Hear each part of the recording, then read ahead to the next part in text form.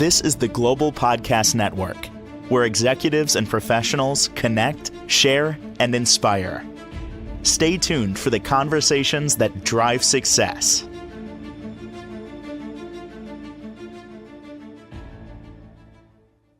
We are back with Marcelo Brazzi, our author of How Liberals Change the World. So much to Mr. Brazzi, if you haven't noticed. He used to work with NASA on the Apollo spacecraft as an engineer back in California. He's quite an avid scuba diver, and he's taught engineering classes for universities, let alone being an author, and so many things. We're excited you're back to here with your knowledge and to talk to us more today. What did you have in mind for us? And for those that don't know, first, tell us a little bit about yourself. Thank you. Well, yeah, nice to talk to you. Yeah, as you mentioned, I've had a pretty broad background. I was a spacecraft engineer on the Apollo program. I've ascended Mount Everest and Mount Kilimanjaro in Africa. Wow. I've taken photos of the solar eclipse around the world. I've done a lot of traveling, and I was, a good athlete back in the old days. Anyway, that's just a thumbnail overview. What I was like to talk about is, first of all, spend a couple minutes describing what I consider maybe the biggest problem we have today. People aren't aware of it, and then maybe go into some of the rationale behind it and the reasons and where it came from and stuff like that. So that's kind of an overview of what I'd like to talk about, if that's okay. So anyway, for 250 years, America got along fine. There's two parties, but they cooperated and they compromised. And there were some differences of opinions, but things pretty much went along, pretty well. I mean, just wasn't like it is today. Today we have what I call a chasm of chaos. There's so much antagonistic going on. I mean, we have families that don't talk to each other. It's just crazy. And and old friends, I think I've lost one or two friends because they just just problems. So anyway, I consider the biggest problem to be the misinformation that is propagated, and people don't understand that. The people on one side of the fence, they think everything they're getting is complete and accurate and good, accurate information. And but the information, and I've done a lot of research on this. I've written this book, How Liberals Change the World.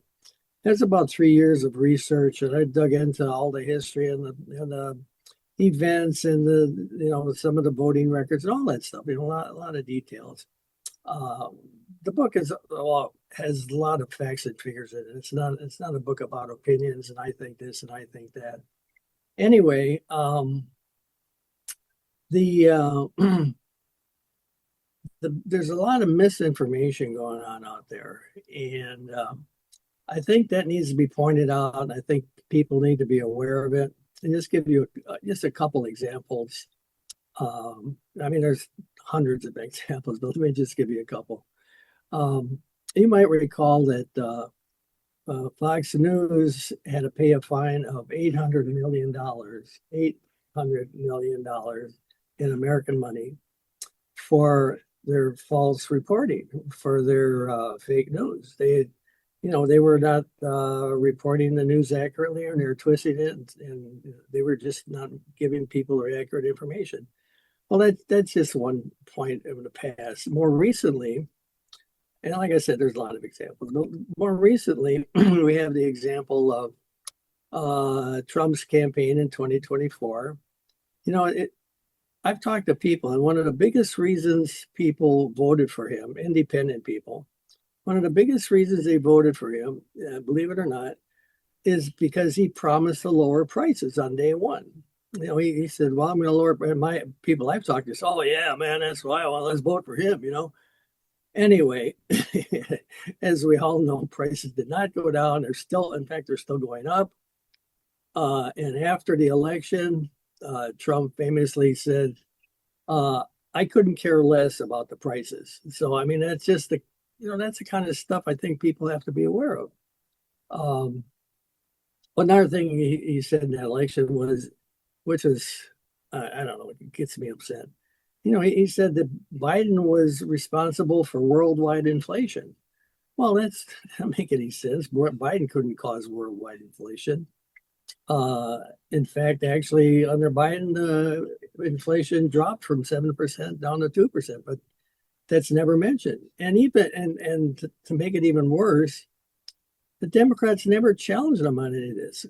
Kamala Harris never mentioned that Biden did not cause inflation to go up. Kamala Harris did not mention any of this stuff that that false information that was being spread. And the Democrats are starting to get the idea, which I've been preaching, that the Democrats have to go on the offense. They're always like on the defense. They're afraid they're going to hurt people's feelings. They're going to, well, I can't say that. That's not right. They got to get up and start fighting. And telling people the facts. One more example is, as we all know, not just Trump, but many of the Republicans are going on and on and on about a stolen election. A stolen election, this is that, and all this stuff. Well, 2 points.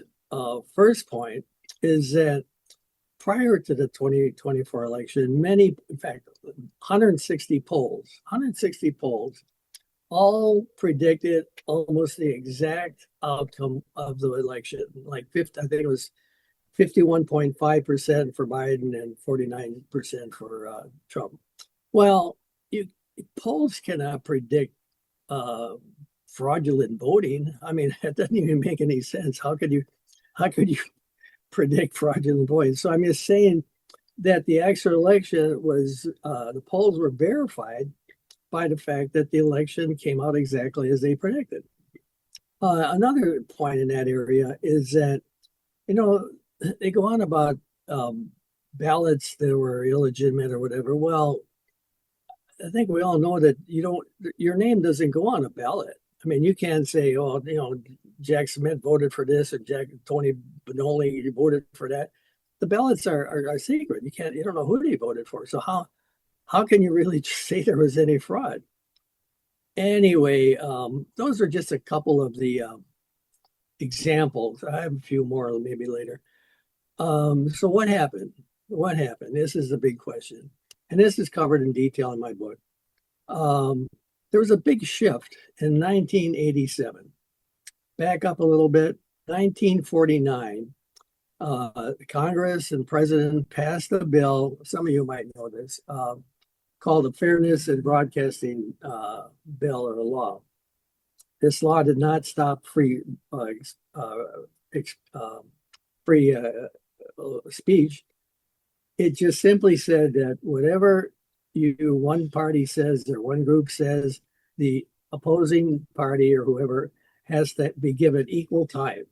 So it's sometimes called the equal time law. So this kind of put a damper on people going off the edge and just making up all kinds of wild accusations. So like I said, we were getting along pretty well, not a big problem. People have differences of opinions and all that. Okay, fine. And then, well, another point, the Republicans opposed this all the way from the beginning.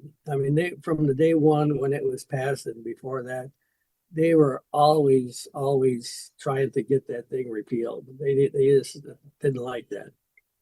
Finally, in 1987, the Republicans did, in fact, manage to get the Fairness in Broadcasting law repealed. It was under Reagan, and he signed it. Well, guess what? The next day after the fairness was repealed, a nice little gentleman named Rush Limbaugh, he's got turned on his microphone and he started out with this whole campaign that is now spread very wide.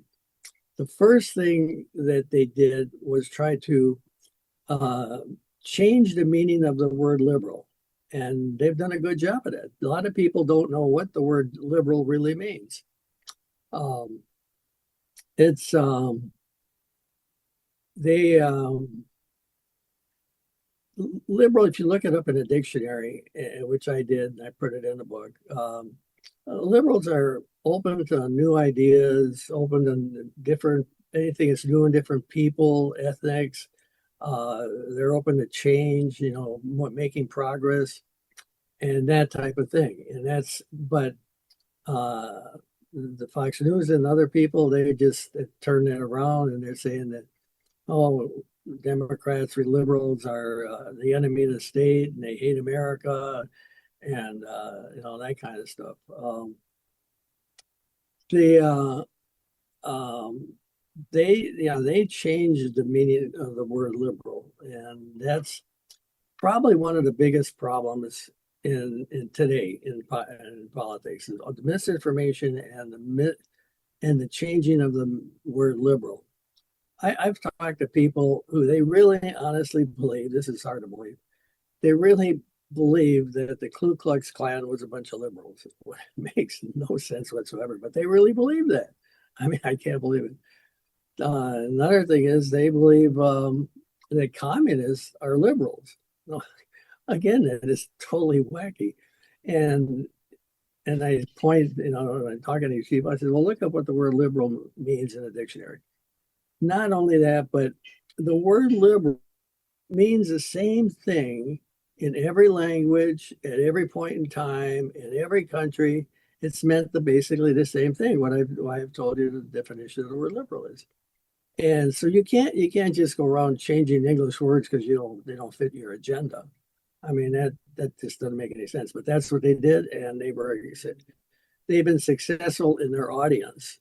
Their audience, as I've said many times, they do not get the complete information, all the information, and they don't get accurate information. They get a very biased, selected version of what's happening.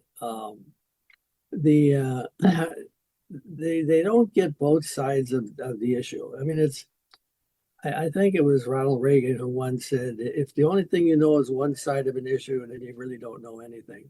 Something like that. And I think that's a big problem. People just get one side of it of issues, whether it's whether it's economy or whatever. And we need to get people getting the complete and accurate information and both sides of the issue. Those are, to me, those are pretty basic concepts. Another idea that just recently was on TV was that U.S. has a program called USAID, and USAID and other countries have a similar program, which provided health care and food to third world countries. And lots of countries, other countries aren't like America. I mean, they don't just go down to the grocery store and buy whatever they want. I mean, they're like their kids are just they have no toys, they have no clothes, they just wear the same shoes for 10 years. I mean, you can't. We want to help them, and they have to evolve and develop. But in the meantime, there's a lot of people suffering. And the USAID was considered one of the outstanding programs of American government. It took only 1% of our budget, just 1%, which is nothing. It's nothing. We probably spend more on airplanes or something, but and that 1%, believe it or not, has saved the lives of millions of people in Africa and different places around the world, South America, and that it's been an extremely successful program, and everybody was, proud of it and everything, all the lies they say. Anyway, the Republicans came out and they said U.S. aid is a big propaganda program. It's trying to control the other people and trying to manipulate them and all that stuff. So they canceled the U.S. aid program. What? they, they, this is actual facts. I'm not making this up. There have been millions of kids and people who are starving and they're not getting health care, they're not getting food. They've estimated like 300 million people around the world in all different countries, third world countries, have actually died because of this. They're not getting the program anymore, and so. But again, this is just another example of misinformation. They're just going on about stuff and making changes that are hurting the world, they're hurting America, and that's big reason why. Recently, we've had all these demonstrations. We had, by one count, we had 9 million people across the United States, almost every big city in America, out demonstrating against all these policies. And the other side is saying, well, all those people were paid. They were paid by some rich Democrats. They're like, give me a break. I mean, to pay 9 million people, it would be a couple $1 billion. Not only that, you'd have to organize an organization with communications and people and logistics and all that. It's virtually impossible for somebody to do that. And that's a case of misinformation. They're told by their people, their media, that all those people are all paid. They're not really out there demonstrating. They're all just paid, and they're trying to wreck the world and all that stuff. Well, this just another example. America is starting to get get the news, get the facts that all this stuff that's been going on is really hurting America. I mean, and people are starting to get the message, which is, that's kind of what my whole thesis is about, is if everybody had the complete and accurate information about everything, we wouldn't have all this, differences and people arguing with each other, and you have to get people together and say, well, this is the facts, here's the truth. Unfortunately, people I've encountered, you give them the facts and numbers and data, and they just say, no, that's not right. And I said, well, show me the numbers. They have no numbers. They have no data. That's an opinion. They've been and once a person has an opinion on something, they're just not going to change no matter what you do, no matter what numbers or facts you show them. So that's a big problem. And the bottom line, like I just said, is the American public is finally starting to realize the effects of all these programs. And so, we're having these gigantic demonstrations and everything. And not only that, but I don't know if you know this, but it was actually people in other countries were demonstrating. England had a big riots, thousands of people in the streets of London. And even in King, it's funny because England has a king, right? And they're out demonstrating no kings. But that's what happened. So anyway, I would just encourage people to get both sides of the issue. Don't just buy whatever someone's telling you, whatever. Be skeptical. We need more people who are skeptical and want real information, and don't just take whatever they tell you and say, oh, well, I don't know, that's that, Biden's a communist, Biden's trying to destroy America or whatever. They're told all kinds of stuff like that. So that's really, in my opinion, one of the biggest problems we have is misinformation. And that's the story of how we got it. In 1987, they repealed the Fairness in Broadcasting Act. And at that point, the whole world changed. From that point forward, we were in a completely different world. We were two worlds instead of one. that's my story, and I'm sticking to it. So, um, I don't know if we have any time left or Yeah, we got 7 minutes left. We're good. okay. Um, well, I guess I could talk about one other issue, and that's abortion.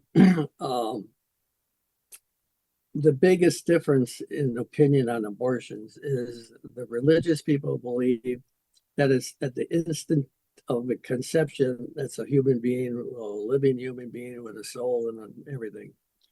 Well, um, in the process of gestation, half of the fertilized cells are lost. They're just, they don't make it. They don't even get the first base most of the time. Well, though, if you're a Christian and you believe in that stuff, that's fine. I don't say anything wrong with religion or Christians. I was raised a Catholic. Um, but is it really God's plan to have 50% of uh, fertilized eggs disappear and just go? So, I mean, that's a big question. And I even told a friend of mine, a very religious friend, and asked his pastor about it. I talked to him later. I said, "What did your pastor say about that?" And he said, "Oh, he didn't give me any answer." Well, the point is that the big point is that life is not really truly life until you start to get down, a few months into the pregnancy. The first month or so, it's not a human being, but they actually believe that 100% that from the instant of conception, that person is that cell is a human being. So I asked them, okay, well, if that's a living human being, and like I said, 50% of those living human beings don't make it the first base, then where do they go? What happens to them? Do they pop up in heaven, one day and they're a two-cell zygote up in heaven? Is it a human being with a name? What language does it speak? I mean, it just doesn't make any sense. Nobody's against, everybody's against late-term abortions. That's a whole different issue. Uh, Abortions in like the last 3 months or maybe 5 months. Yeah, that's. I don't think anybody's in favor of that. But they'll tell you that, oh, you want to kill the babies after they're born. And so it's just another one of my hot points that I disagree with on people, and I think they don't really understand it. Like I said, I talked to my religious friends, and they never even thought about it. They had no idea what I was talking about. And I said, well, that's it's a scientific fact that fertilized cells, they don't attach to the uterus, and they just birth is a very, very complicated process. I have a lot more questions about it, but I'm not going to go into all that now. I'm let me just say quickly, I'm a kind of person, and there's a lot of other people like me. I meet them all the time. We're always looking for new information. We watch documentaries, we read books, we love to get new information. And there's other people out there who just want to watch what The Price is Right on TV, and that's it. And one person, a famous athlete, was asked, "Well, what was the last book you read? Did you like what book have you read that you like?" You know what he said? I haven't read a book since high school. Like he's bragging about it. Anyway, again, that's just one of my hot points. Anyways, very nice talking to you. You're always a very good host, and I listen. I talk when need be, but with you, it's just you. There's so much to say. So I'm a great listener today. But really, thank you for all the insights. And we have 2 more minutes left. Don't cut yourself short. um, well, you got me stumped because there's so many things in my book that I go into. I'll give you another couple of examples in the book. All right. Um, in when the founding fathers were forming the country, it was again going back to the definition of liberal. Liberals are people who are open to change, open to liberal rights and freedoms of the individual and all that. So that's why the founding fathers created the democracy. They broke away from the king and they created a democracy. Well, back then, just like today, there were conservatives who opposed this. They wanted to have a king, and we ended up in a revolutionary war. What happened was again, this is stuff people don't aware of, but I covered it in my book. After the war, these conservative people were kind of considered outcasts, and they ran away to Canada. A lot of them just simply packed up and moved out, or they were told to move out, one or the other. Some of them moved to the islands. But anyway, one example I was surprised to learn in doing this research. Benjamin Franklin was one of the founders and one of the liberals, and he promoted the Constitution and freedom of speech and all that. Well, his son was actually a governor of New Jersey, but his son was an extreme conservative. So they had a big difference, just like today. Like, we're saying today, a lot of people don't talk to their brothers and sisters. Well, the same thing happened to Benjamin Franklin.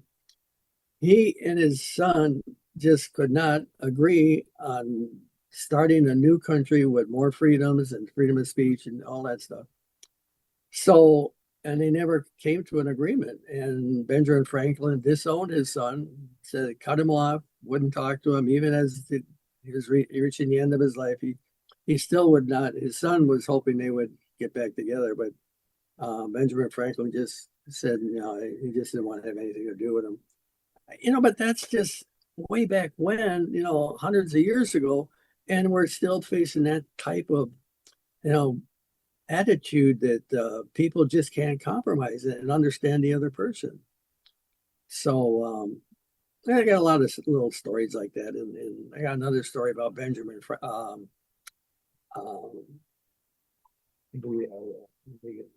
He's considered a traitor. What was his name? Who? The traitor in the Revolutionary War. He was. Got it. And he was. There's a story about him, but maybe save that for another time. Anyway, the book is called How Liberals Change the World. It's on the internet, www.howliberalschangetheworld.com. And Perfect. in addition to that, I have many op-ed articles I've written. Thank you. Anyhow, Well, that's perfect. It was great to talk to you today, as always, Marcelo, and we'll see you next week, I hope. Enjoy the rest of your day and have a great weekend, too. Thank you. Thank you. This is the Global Podcast Network, where executives and professionals connect, share, and inspire. Stay tuned for the conversations that drive success.